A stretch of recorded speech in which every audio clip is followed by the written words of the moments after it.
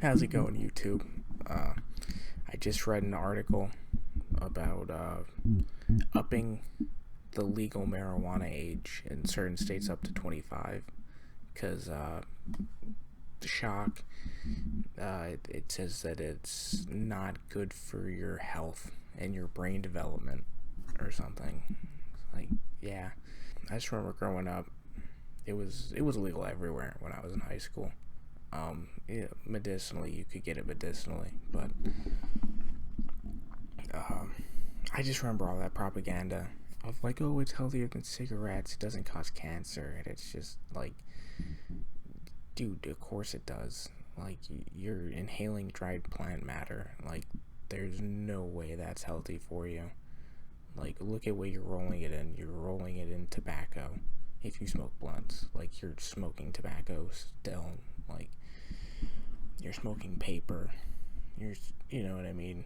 Some kind of gum tree resin that they turned into this white stuff, and then they added this sticky strip so that you could glue it together while you get high.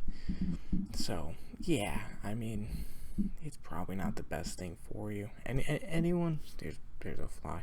Anyone telling you that it was healthy then needed to be called out. I mean, no one really believed them.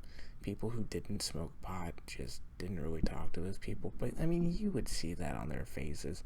Someone said, oh, it's healthier, it doesn't cause cancer. And you would just see people in, like, the corner being like, are you retarded? It's like, no, he's just stoned. He's got that impairment. That's the strain I want to be smoking. That strain, impairment, yeah. Operational deficient impairment, like that. That's the shit. But what I found funny was in the article, it just reminded me of like a George Carlin bit of soft language. If you haven't seen that, check that out. I'll probably leave a link to that. It's on YouTube. It's really funny. But they were referring to how it leads to something called, I wrote it down, opioid use disorder. And where I'm from, we just call that being a junkie. Or, you know, the causes of that is just plain boredom.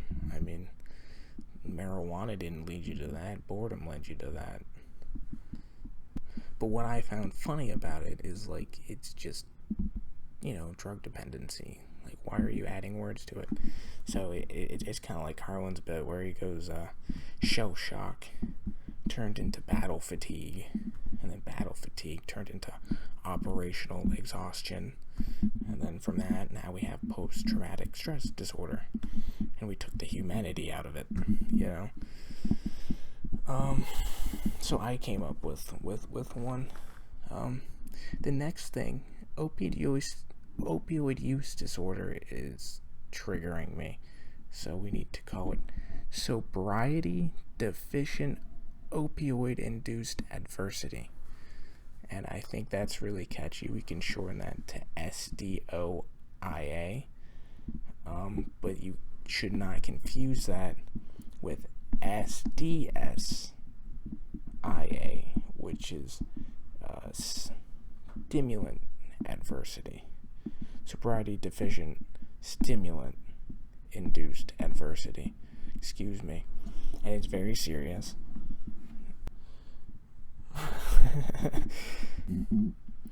But definitely when you operate a car, I don't want people getting high and driving. And I know the old adage, it makes 30 feel like 45, or it's you know, kissing hands and shaking babies and dotting T's and crossing I's and whatnot. I don't think anybody should be impaired mentally and physically when they're driving. It's not safe. I don't want to have my life, or, you know, think about, you know, 5-year-olds and stuff. They're out on the road, kids, strollers, pedestrians, things like that. It's just not safe to be impaired and operating heavy machinery. You know, if you just want to, you know, smoke a bowl before bed, you know, I'm not going to fault you on that, you know, so, peace.